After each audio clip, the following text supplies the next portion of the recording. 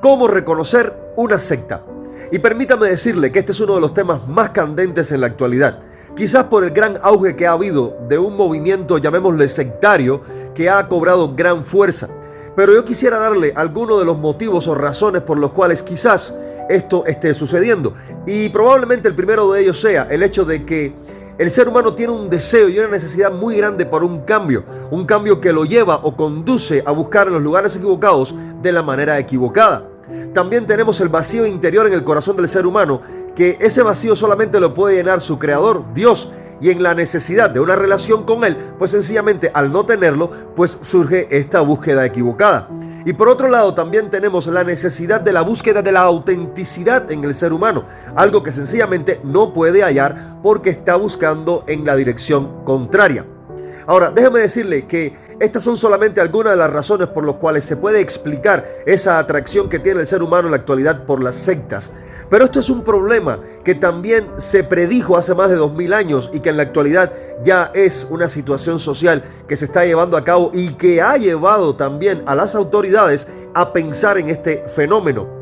La palabra de Dios dice en 2 de Pedro capítulo 2 versículos 1 y 2 lo siguiente: habrá entre vosotros falsos maestros que introducirán encubiertamente herejías destructoras y aún negarán al Señor, haciendo referencia a Jesucristo, quien los rescató, y muchos seguirán sus disoluciones. Ahora, estos dos versículos deben ser puestos en balanza al nivel de Juan capítulo 14 versículo 6, donde el propio Señor Jesucristo dijo lo siguiente: yo soy el camino y la verdad y la vida, y nadie llega al Padre sino por mí.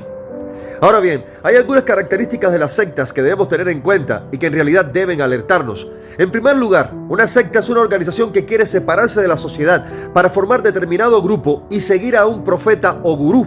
En segundo lugar, la secta no reconoce la Biblia como la única autoridad espiritual, sino que le añade revelaciones de determinado maestro que ostenta poseer la verdad en sí misma e impone su forma de pensar.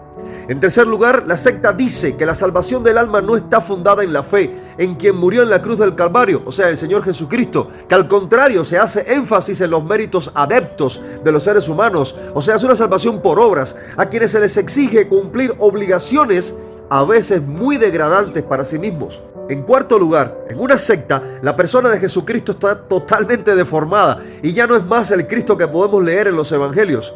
Y también déjeme decirle que a menudo allí se explota económicamente a sus adeptos. Y además vamos a considerar esto en sentido general. En primer lugar, pues no tiene la palabra de Dios, la práctica y fe en la obediencia a las Escrituras como su precepto de práctica y fe. Segundo, crean documentos que los ponen al mismo nivel en cuanto a autoridad conforme a las Sagradas Escrituras. En tercer lugar, no ven a Jesucristo como Dios mismo y el único camino a la salvación eterna. Por lo tanto, no dan gloria al único Dios. Entonces, ya cuando llegamos a este punto nos damos cuenta de lo siguiente: la mejor forma de estar bien informados y de sacar todo esto a la luz es a través de la palabra de Dios, tomando como referencia la Biblia. Y es entonces cuando vamos a poder ver qué es lo que verdaderamente está torcido y nos va a guiar en dos direcciones. En primer lugar, nos va a permitir no clasificar tampoco como una secta a aquellos grupos de creyentes que son verdaderamente fieles al Evangelio, y por otra parte sencillamente apartarnos o rechazar aquello que no proviene de Dios. Entonces, entendamos lo siguiente: es necesario que el creyente viva a la luz de las Sagradas Escrituras bajo el precepto de sola Escritura, en práctica y fe. Y cuando lo hacemos de esta manera, pues entonces la luz de la palabra de Dios va a iluminar el camino del creyente. Como bien decía el salmista: lámpara es a mis pies tu palabra y lumbrera a mi camino.